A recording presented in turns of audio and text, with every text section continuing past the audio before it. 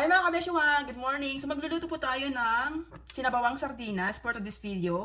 So tuturuan ko kayo kung paano ba ako magluto ng napakasarap na sardinas mga kabeshi. At kapag natikman nyo to, talagang makakalimutan nyo ang mga sakit at hinagpis dyan sa puso nyo. So lagyan natin ng konti mantika. Ayan, konti lang. Paubos na po yung mantika natin. Baka naman, may mantika kayo dyan, pahingi naman. Yan lang yung apoy mga kabeshi. So alam nyo ba na, oops, tabi lang natin dito ha. So ayan. So, nasaan yung balaok? So, ito yung balaok natin. So, alam nyo ba na itong sardinas na ito is recipe ko pa noong ako ay bata pa. Yan, ito yung aming niluluto. Laging niluluto. At alam nyo ba mga kabesyo, na kapag nagluluto ako ng sardinas, ay nilalagyan ko ng tubig, ng napakaraming tubig para lang magkasya sa isang pamilya. Ganon. So, nilagay ko na yung bawang. Lagyan natin ng sibuyas. Ayan. So, ang unang lulutuin natin mga kabesi is yung sinigang na sardinas. Sinigang na sardinas. So, ayan. Tapos, ito. Yung sardinas natin mga kabesi, ayan o. Magkano ba itong bili ko sa Asian store? Kalimutan ko na kung magkano to. More than $1 to eh. So, ayan. Ilagay na natin yung sardinas natin. Ayan. Apat yung na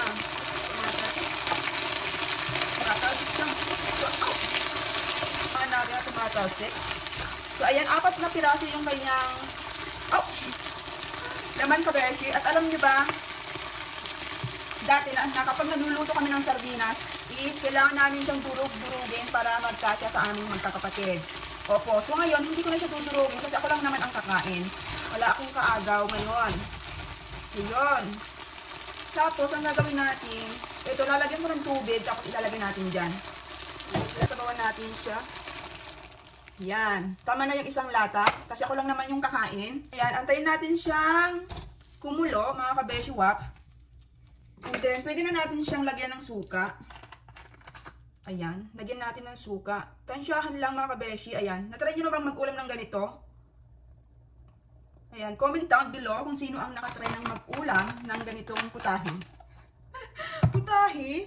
Siyempre, pwede na rin nating lagyan ng paminta. O, siya yung ating lagay ng paminta ngayon mga kabeshi. Dati, nasa pakete lang. Tapos yung kalimitan, inuutang pa yung inuutang pa yung paminta yung tig-piso. Oo. Ayun, so lagyan natin ng paminta. Para masaya. Okay, tama na yan. And then, konting asin. Ayan, dati yung lagayan nating asin, doon sa plastic, kunwari. May plastic na ano ba yun? Tandang-tanda ko pa. Yung asin namin, nasa supot siya, nakalagay sa supot. Doon na lang, tapos ilalagay na lang sa tabi ng kalan. Ng kalan hanggang sa maulanan, tapos kahit basang-basa na yung asin ginagamit pa noon. Diba? Pero ngayon, ang aarte na ng mga bata. Oh, kahit basang asin, naulanan, ginagamit pa rin. Pero kita mo naman, buhay pa rin tayo. Hindi tayo nalalason, pero ngayon sobrang aarte na ng mga tao ngayon. Char. So ngayon mga kabeshi, ang gagawin natin, tikman natin, kasi kumukulo na siya, ayan. Kita nyo ba ako? Kita nyo ba yung kagandahan ko? Char. Oh my, ang sarap. Tama na yung asim niya. Pero, yung alat is kulang pa. Lagyan natin ng konting asin. Yun. Haluin natin. So, ayan, yung ating napakasarap na sardinas. Napakasimple lang yan, pero sobrang sarap niya. Pakita ko sa inyo. Ayan, umuusok-usok pa yan. Kita nyo ba? Yan, balik natin. So, pinahinaan ko muna yung apoy kasi, magkwentuhan tayo ng konti. So, yun, kalimitan, kapag paulit-ulit, no? So, kayo ba mga kabeshi, natry nyo na ba yung ganitong ulam? Alam nyo, masarap to sana kapag, pwede rin itong lagyan ng talbos ng kamote, ganun, or pichay. Pero kasi, usually kasi, kapag nagluluto kami ng ganito, noong ako'y bata pa, doon sa bahay namin, is wala siyang kahit anumang lahok, sibuyas, bawang, paminta, asin, tapos suka, tubig, tapos yun, okay na yun. Tapos durug-durugin mo yung sardinas. Pero ngayon, hindi ko siya dudurugin kasi wala naman akong kasamang kakain. So, yan. Ang sarap nito, oh. Excited na ba kayo? Okay na yung asin niya, mga kabeshi. So, ilapit ko kayo para makita nyo. Ayan siya, oh. O, diba? Sobrang napakasimple. Ayan, sarap. Dahil nakaluwag-luwag tayo, lagyan natin ng onion leeks or spring onion. So, ayan. Pampabango yan, mga kabeshi. Ang bango niya. Grabe. Sobrang bango niya, mga kabeshi. So, ayan. So, okay na yan. Hahanguin na natin. Luto na yung mga kabeshi. Hindi nyo ata ako kita. So, ayan siya.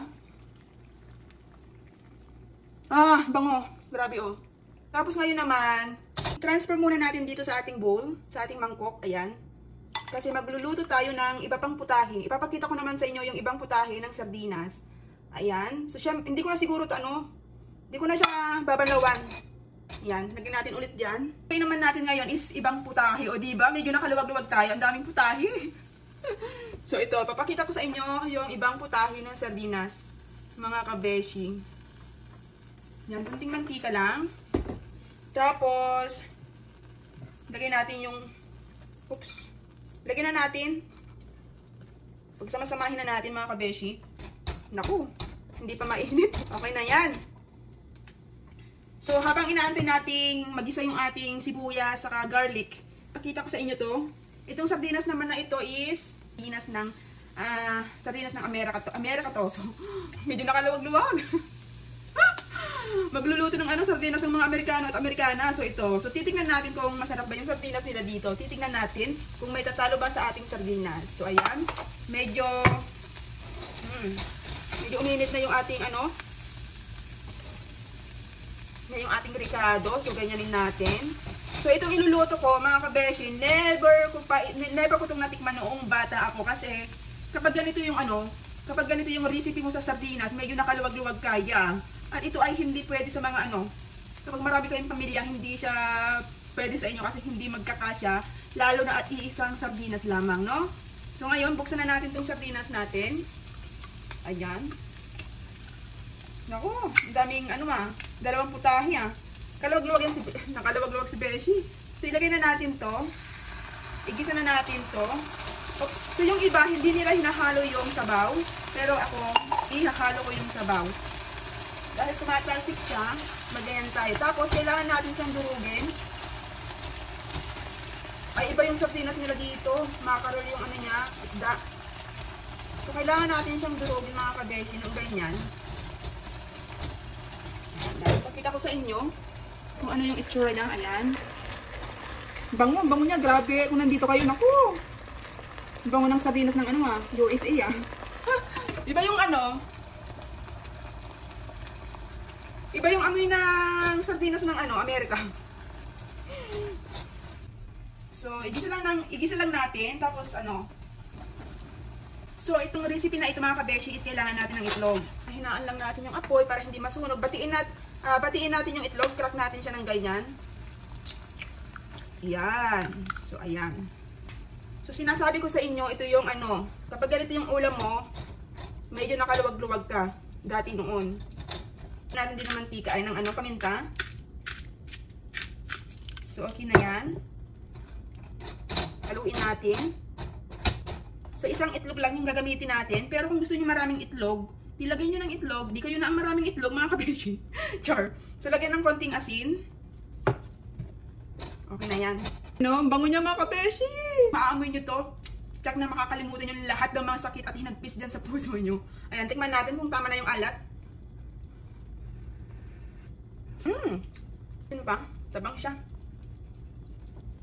Yan. So, ayan mga kabeshi, yung ating pangalawang recipe sa sardinas. Okay na to, mga kabeshi. So, ang next natin iluluto, mga kabeshi, is itong pancit canton.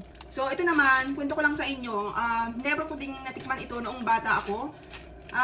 Usually, ang aming niluluto kapag gusto namin ng noodles is yung pancit, is yung peles na sinasabawan. Oo. Tapos, kapag isang piraso lang yung iluluto ko noon, dapat marami ulit sabaw, ilagay na sabaw para magkasya sa aming lahat.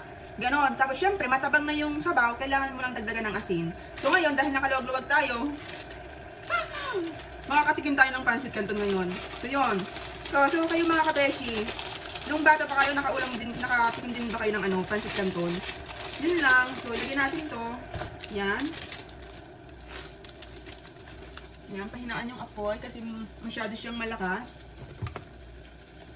So, ayan, Usually yung peles yung pelis yung aming kinakain or inuulam. Tapos lalagyan ng maraming sabaw, dagdagan lang ng asin, buhay ka na! Masaya na ang buhay. Tapos ang importante kasi noon sa amin is yung mayroong bigas.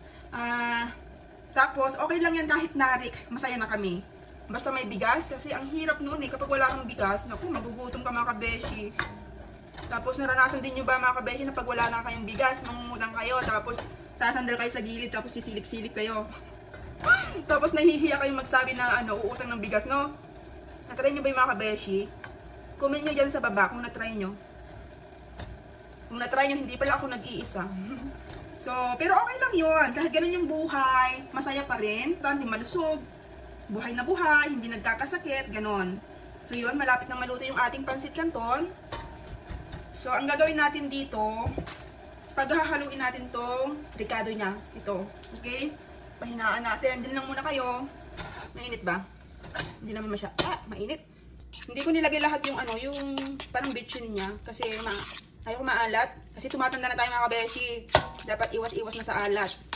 So, yan na siya O, diba? Sobrang masarap na. Tapos, tabi natin yan. Babalik ko dito.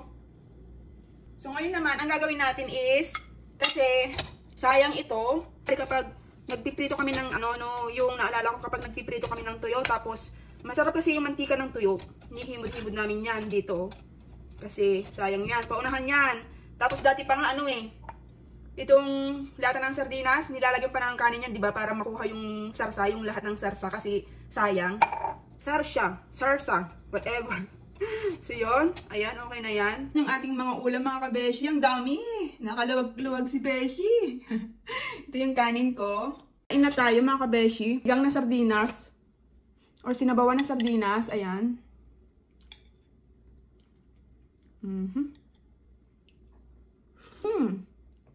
Apakasarap niya mga kabeshi. Kain po. Ayan, dahil nakaluwag-luwag tayo ngayon, magtitinidor tayo. Char, so kain. So, ngayon naman, ito yung itatry natin. Tikman natin. Apakasarap. Next natin itong pansit canton. Napakasarap to.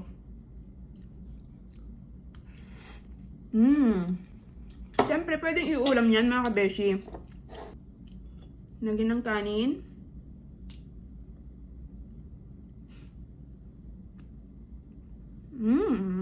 So, ayan mga kabeshi, tapos na po tayong kumain at napakasarap po yung ating pagkain ngayon for today's video. So, comment down below kung yung mga recipe ko ngayon or yung aking niluto is na-try nyo ng inulam noon. So, or hanggang ngayon. So, thanks for watching mga kabeshi. Bye!